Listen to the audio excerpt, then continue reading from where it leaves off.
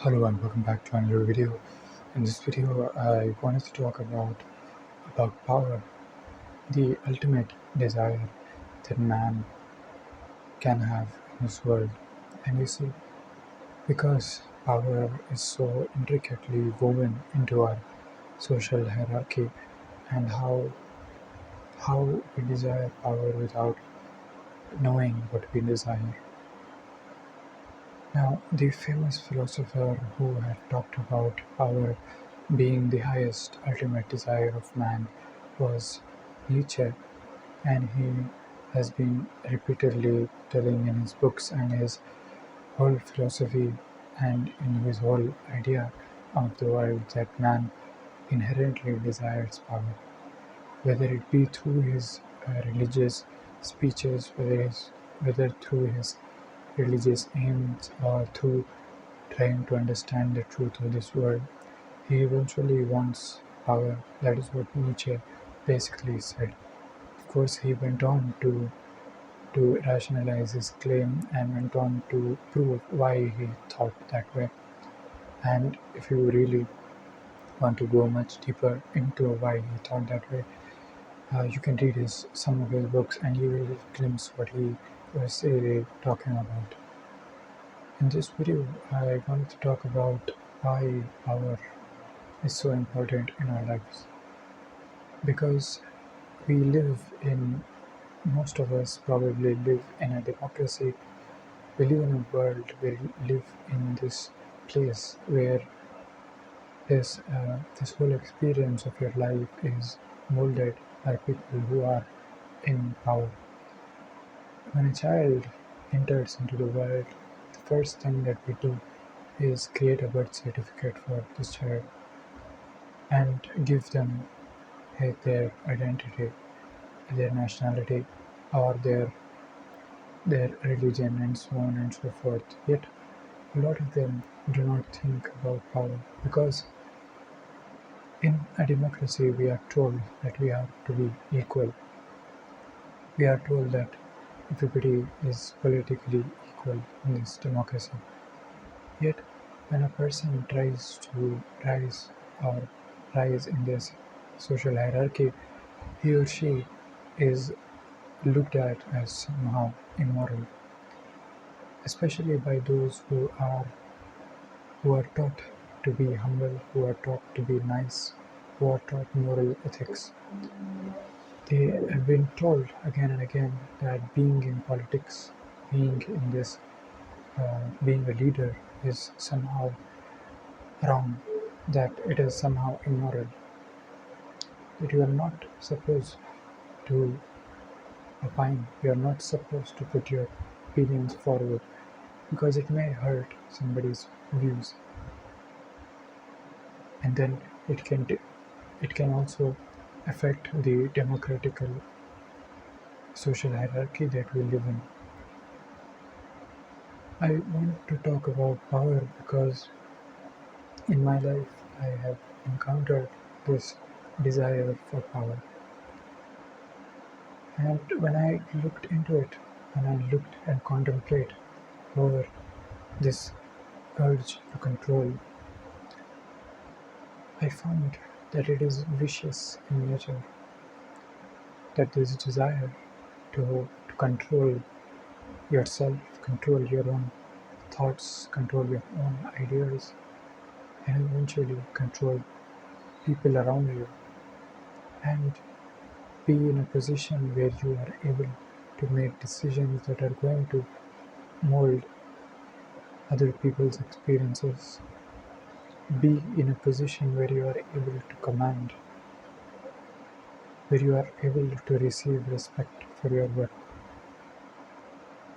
When I encountered this urge to be in power, to be in control, it was a very vicious and deceiving and cunning force that arose in me, that arises in every person. The thing is that they do not know how to use it. They do not know how to direct it. They direct it in a in an unnatural manner. If you direct it towards good or bad, that is very unnatural, you see, because power, this urge or this desire, has nothing to do with the desire of being good or being bad. Power wants us to rise in the social hierarchy, to be a leader, to be in charge, to be responsible for a group of people, for a family, maybe. But eventually, if somebody disrespects you, you will feel this disrespect in your mind, in your heart. You will feel that you have been disrespected. This shows that you have a desire to be respected, and you must first claim this, accept that you demand respect, accept that it is okay to rise in the social hierarchy, and then work for it. You see, social hierarchy is a very tricky thing. It demands growth. It does not demand crushing those who are underprivileged, or being a leader of children, or being uh, and controlling those who are underprivileged, those who do not have money.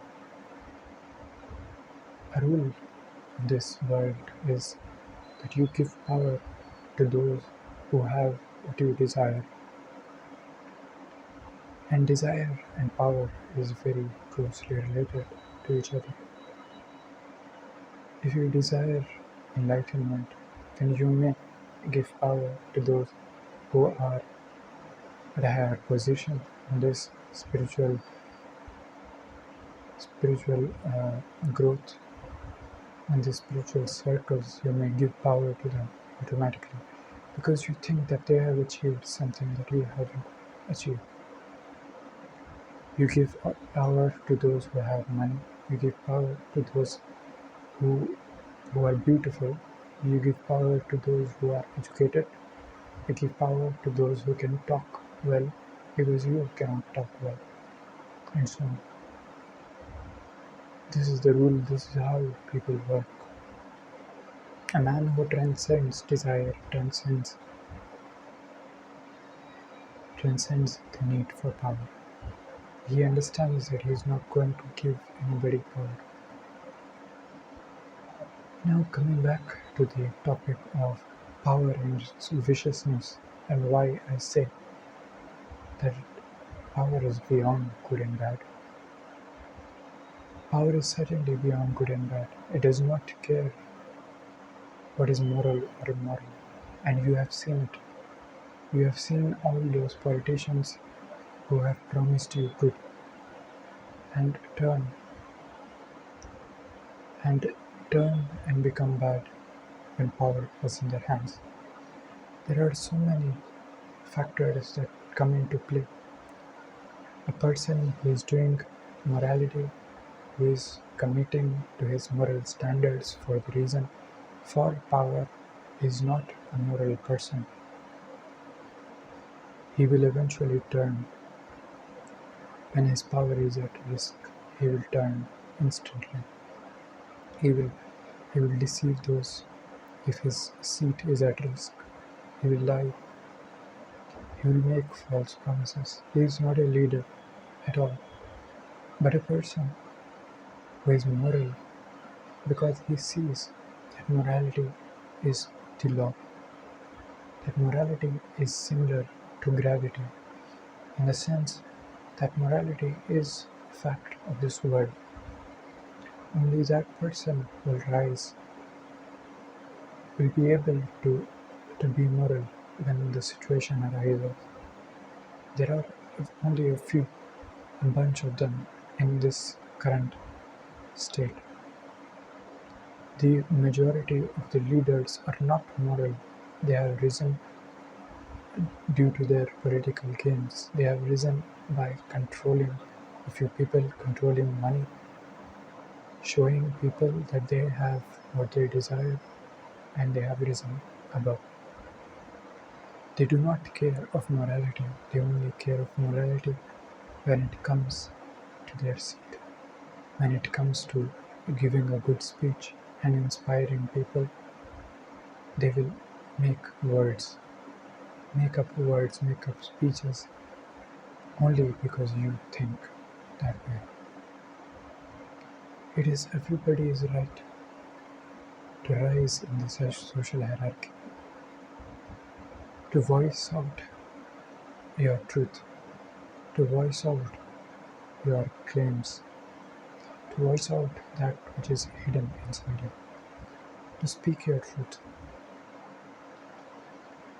And you will also find a lot of people, a lot of men who will tell you not to question. They will tell you to obey.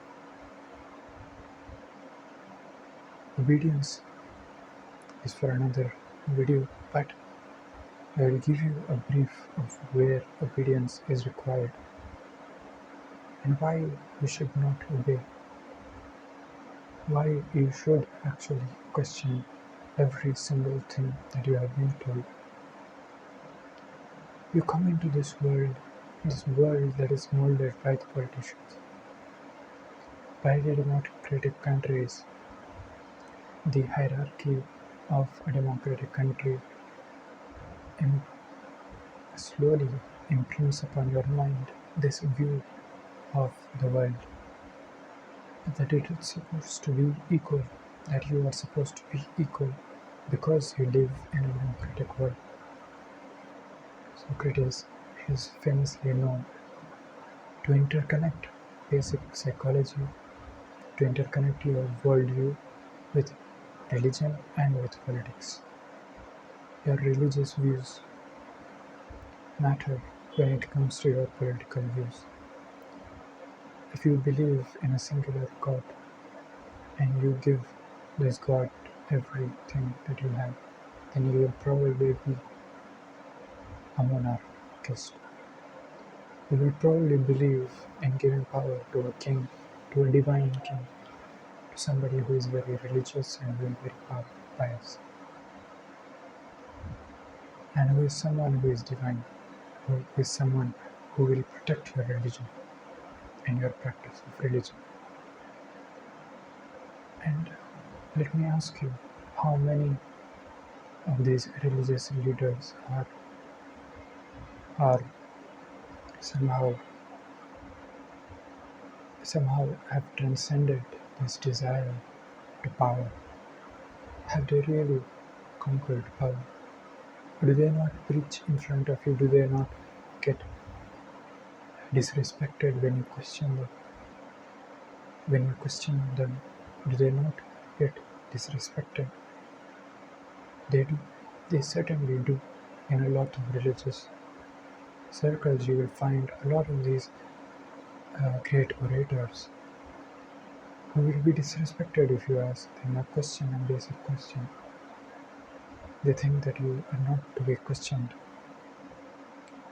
They will claim that their religion is true, that their political views are true, regardless of what other people think, what the people below in the social hierarchy think.